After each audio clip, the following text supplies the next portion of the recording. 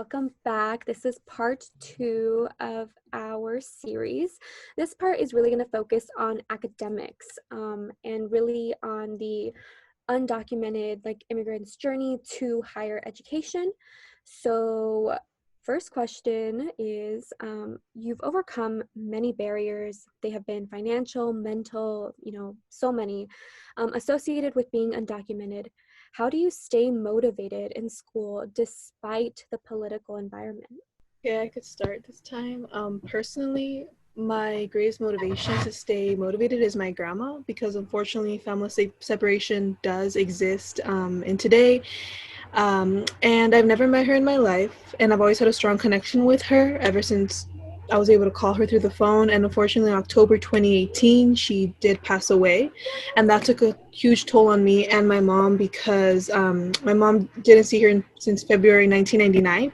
So that sacrifice that my mother had made just made me not force me into academia, but whatever I do, whatever that I want to have a passion for, that I truly set my goals towards. So everything that I do, choosing UCLA, I actually was going to go to UCR, but choosing UCLA was just to make my grandma's motivation happy. And I did it. I'm happy here. I didn't force myself here, but family is what keeps me going. And my greatest strength is my grandma and my mother. Me, I think also my family keeps me motivated. I would say that I get a lot of my strength from my mom. My mom and I came to the US. My mom was a teenager when she brought me here with her. And I think about, the courage that she took to get here alone with no resources, not knowing the language, having absolutely no family here. And she just did it. And so sometimes when I needed the courage or I needed the strength, I think of my mom and all she has sacrificed and how much she's done for us in spite of not having the money and the resources to do so. So that keeps me motivated. Yeah, both of your stories are super beautiful. I know that a lot of our families do have to exemplify great amounts of strength just to provide, better lives, to escape potentially dangerous situations. And they've honestly set very great examples, because being tough in academia is challenging. There are so many barriers that we have to overcome. So it's really nice to hear that this is stemming from a place of love for your family and really wanting to succeed for them as well, as much as yourself. One of the next questions I wanted to ask was, how did you overcome some of these educational barriers? What advice would you give to other undocumented students? For that I would highly suggest find your community, find mentors, trusted counselors, professors, teachers, students as well. During community college, I was really attached to the Grassroots program, who they served to support undocumented students professionally, academically, and personally. That is who I went to when DACA got rescinded, when my grandma passed away, when everything that was going on. That's who I really went towards. And then also at Fullerton College, I also co-founded the Fullerton College United Student Club, which was a student-led club to support purchasing undocumented students to have our own community, have our own safe little family. So definitely find those people that you can trust. I know it's hard to find them. Sometimes it was difficult for me, but honestly, find your community, because that's what's going to get you through higher education, in life, and honestly through this whole mess of the political environment that we're in. Yeah, I want to echo what Jasmine said and just say that, don't be afraid to ask questions. I think that at least the way I grew up, I wanted to always just take care of myself and do things on my own and be independent. But I think that sometimes, especially, in these spaces, you do need to ask questions, and you do need that help. We all need the help sometimes. So don't be afraid to ask questions. Again, find your community, find those people, because these people, they're there to support you, and they're there to provide you to resources or connect you to programs, connect you to other opportunities that maybe you wouldn't have been aware of had you not ask questions had you not connected with them.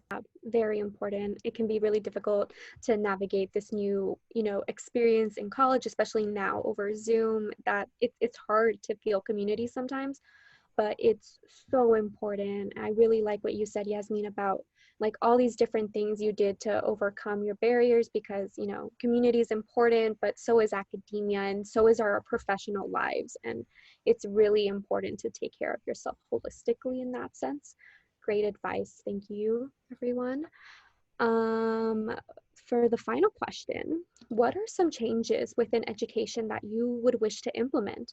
What are some ways that schools can better support undocumented students? I would highly encourage schools to have support for all undocumented students, not just focus on DACA recipients, because that is really just a huge disadvantage, especially in today's time. There's only a handful of DACA recipients, and then the ones who renew, that's just a small community of us. I should honestly see schools should and they need to have more fellowships, resources, more mental health resources, professors, more undocu ally trainings, more awareness of the undocumented community so that students don't feel alone.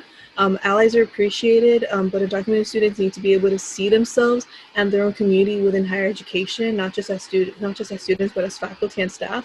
What I mean by that is, if, for example, there's currently faculty or staff who happen to be undocumented, they should make those permanent funding so that they can be there to support the undocumented students. Because for me, most of my femtors and mentors at UCLA are they do happen to be undocumented or were in their past. So that's what I would suggest.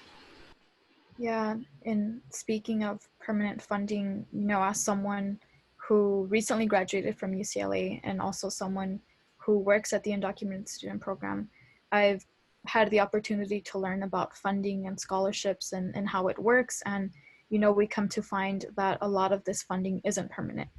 And so it might be available for that 1 year and benefit, X amount of students who applied, but we don't know what it will look like the next year.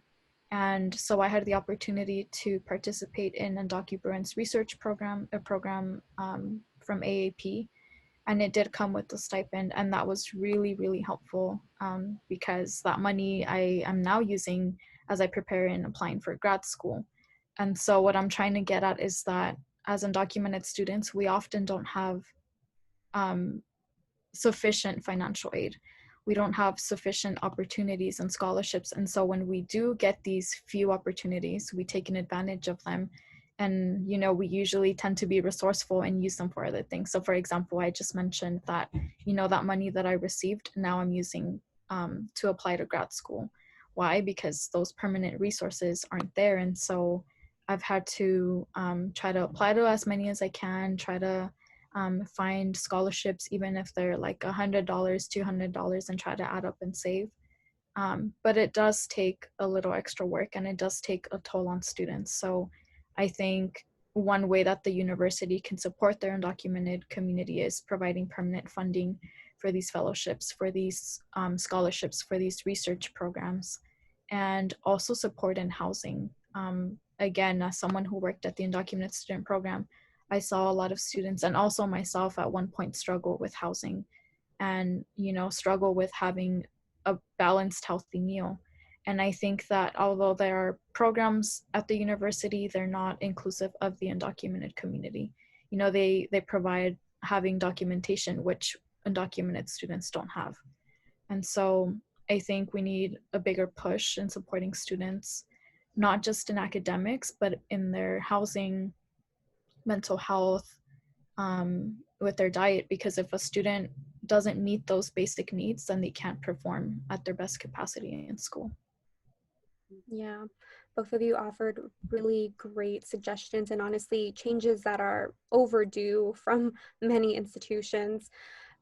Yeah, like we said earlier, a lot of the documented experience is marked by just situations not being predictable at all. So this stability in things like funding undocumented mentors and femtors, that is really valuable to students because it can really help not just, you know, professionally and academically, but also mentally and emotionally, to know that there is someone always there for you.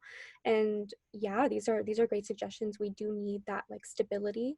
I know, Metzli, you mentioned earlier AAP. Can you just describe it very briefly for, you know, our new Bruins or those who haven't had the chance to use AAP in the past? Yeah, of course.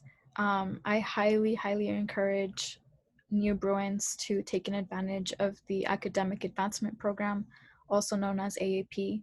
AAP provides many services. One of them, the first one that I used was called the Transfer Summer Program, and it basically helps underserved, underrepresented communities um, you know, like succeed in their first year or throughout their experience at UCLA. So I highly encourage you all to check that program out. Awesome. Thank you, everyone, for sharing. So I just wanted to add that, you know, the stories that our panelists have shared are so incredibly powerful. And what came through as I was listening to you all speak is this word called grit.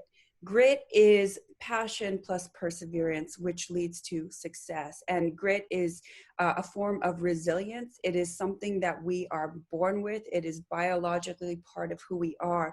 And in listening to the stories that you shared about your lineage, your families, and how that inspiration is what motivates you to keep going forward.